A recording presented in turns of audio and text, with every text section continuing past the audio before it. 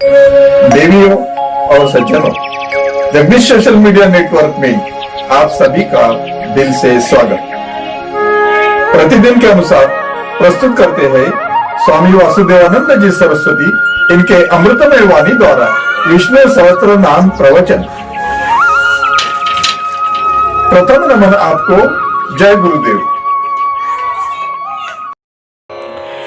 श्री विष्णु सहस्त्रनाम ज्ञान यज्ञ प्रवचन क्रमांक 250, श्लोक क्रमांक 38 और नाम क्रमांक 234।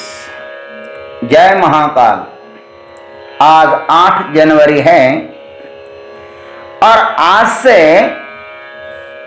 अपना महामृत्युंजय महायज्ञ 411 दिन शेष है। जय महामृत्युंजय महायज्ञ। ओम त्र्यंबकं यजामहे सुगंधिं पुष्टिवर्धनम् उर्वारुकमिव बन्धनान् मृत्युर्मुक्षीयमामृतात्। ओम सर्वमंगल मांगल्ये शिवे सर्वार्थ साधिके शरण्ये त्र्यंबके देवी नारायणी नमोस्तुते। सदाशिव समारंभान् शंकराचार्य मध्यमाम् अस्मदाचार्य पर्यन्तां वन्दे गुरु परंपराम्। सौराष्ट्रे सोमनाथं च श्रीशैले मल्लिकार्जुनम् उज्जयिन्यां महाकालम् ओंकारममलेश्वरम् परल्यां वैद्यनाथं च डाकिन्यां भीमशङ्करम् सेतुबन्धे तु रामेशं नागेशं दारुकावने वाराणस्यां तु विश्वेशं त्र्यम्बकं गौतमी तटे हिमालये तु केदारं घुष्मेशं च शिवालये। ओम तत्सत्। आवर्तनो निवृत्तात्मा संवृतः संप्रमर्दनः अहः संवर्तको वह्निः अनिलो धरणीधरः।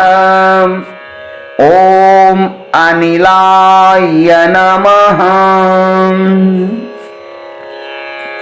ओम तत्सत्। भगवान विष्णु के वह्नि नाम के अनंतर आप वह्नि से भी जो सूक्ष्म हैं, ऐसा जो भगवान का अनिल नाम है, उसके विषय में भीष्म पितामह जी महाराज कहते हैं, अनिलः प्राण रूप से जो वायु स्वरूप है उसे अनिल कहते हैं। भाष्यकार ने अनिल शब्द के यहां पर 4 अर्थ किए हैं। अनिलयः अनिलः, अनादित्वात् अनिलः, अनादानात्वा अनिलः, अननाद्वा अनिलः। इसका अर्थ है अनिलयः अनिलः, कोई निश्चित निवास स्थान न होने के कारण भगवान अनिल है। दूसरा अर्थ अनादित्वात् अनिलः, अथवा अनादि होने से वे अनिल है। तीसरा अर्थ अनादानाद्वा, ग्रहण न करने के कारण वे अनिल हैं, अथवा अननाद्वा अनिलः, चेष्टा करने से वे अनिल है। इस प्रकार भाष्यकार ने इसके 4 अर्थ किए हैं। अनिलय, अनादि, ग्रहण करने में अशक्य और सतत क्रियाशील। आइए इस पर हम लोग क्रम से देखते हैं। अनिलय, किसी भी वस्तु के निश्चित स्थान न होने के कई कारण होते हैं। जैसे वस्तु का अभाव होना, वंद्या पुत्र है ही नहीं तो उसकी उपलब्धि कहां पर होगी, अथवा जो वस्तु मर्यादित है उसका भी कोई स्थान नहीं होता। जैसे यह अपना शरीर, यह अनित्य है, यह हर क्षण गतिमान है, यह कहीं रुकता ही नहीं, इसलिए इसकी भी निश्चित स्थिति कह नहीं जा सकती।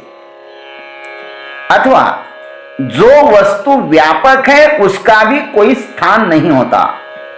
आकाश व्यापक होने से उसका अपना कोई स्थान नहीं होता, उसका संचार सर्वत्र ही होता है। तद्वत वायु का भी अपना कोई स्थान नहीं होता, इसलिए उसको अनिलय या अनिकेत कहा है। यथाकाश स्थितो नित्यम वायु सर्वत्र वो महान। गीता के 9वें अध्याय में भी भगवान कहते हैं, आकाश यह कैसे कह सकता है कि मैं किसी एक स्थान में रहता हूं? आकाश नहीं कह सकता ना ऐसा। वैसे भगवान भी नहीं कह सकते कि मैं किसी एक जगह में रहता हूं। वह देश काल वस्तु परिच्छिन्न नहीं हो सकता। परमात्मा का निवास सर्वत्र है। दूसरा अर्थ है अनादि। परमात्मा सबका आदि है, उससे पहले कुछ भी नहीं है। कठ श्रुति ने तो स्पष्ट ही कहा है।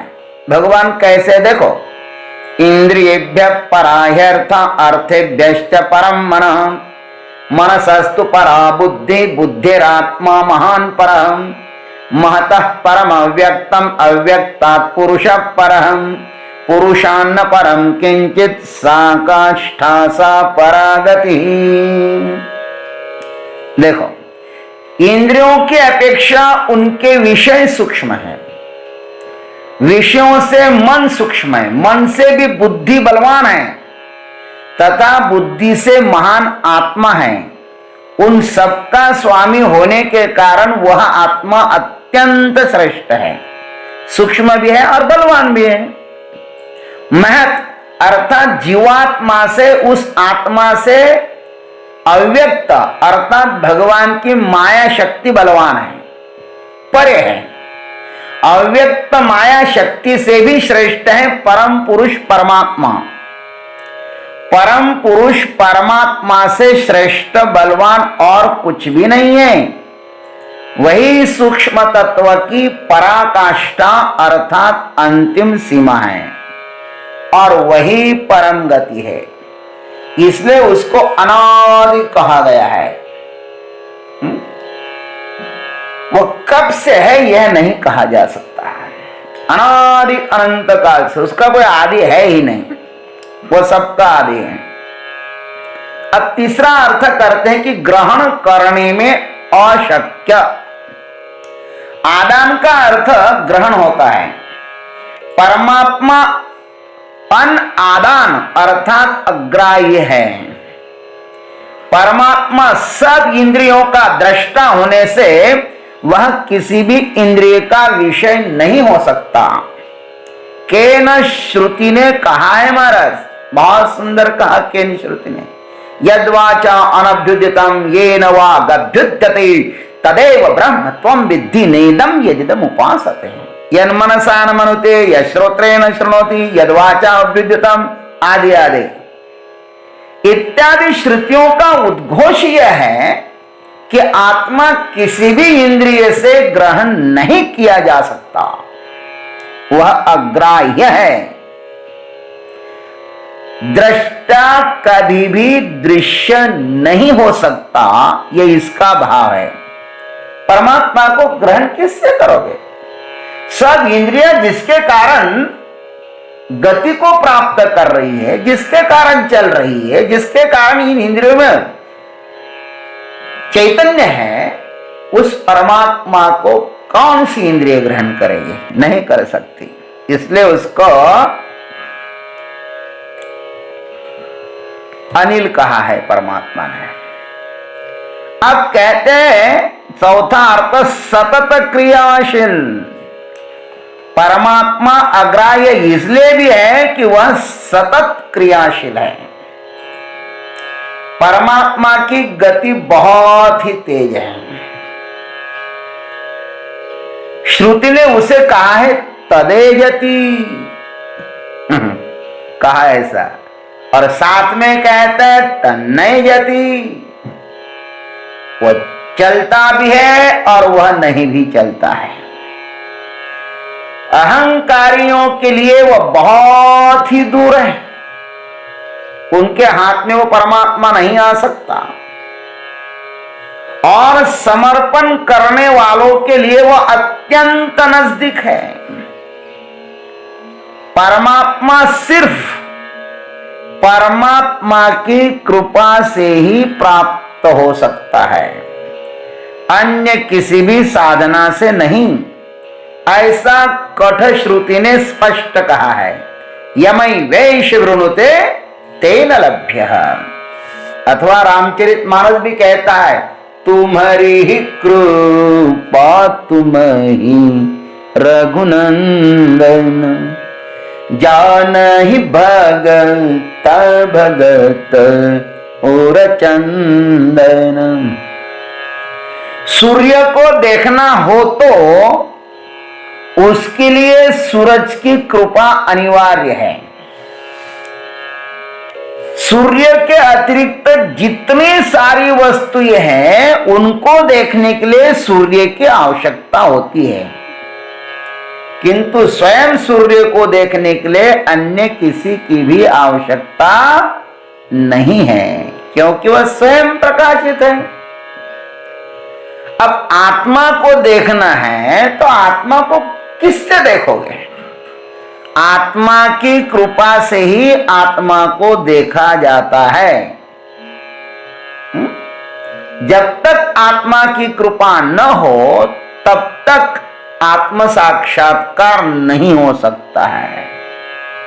इसलिए जो अनिल परमात्मा है ना, उस अनिल परमात्मा को देखना हो तो अनिल की कृपा होनी चाहिए, वो अपने भीतर ही बैठा हुआ है।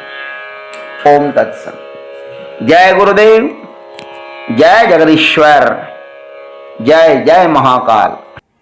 अभी आप सुन रहे थे स्वामी वासुदेवानंद जी सरस्वती इनके अमृतमय वाणी द्वारा विष्णु सहस्त्र नाम ज्ञान यज्ञ प्रवचन का अगला भाग लेकर कल सुबह फिर उपस्थित होंगे।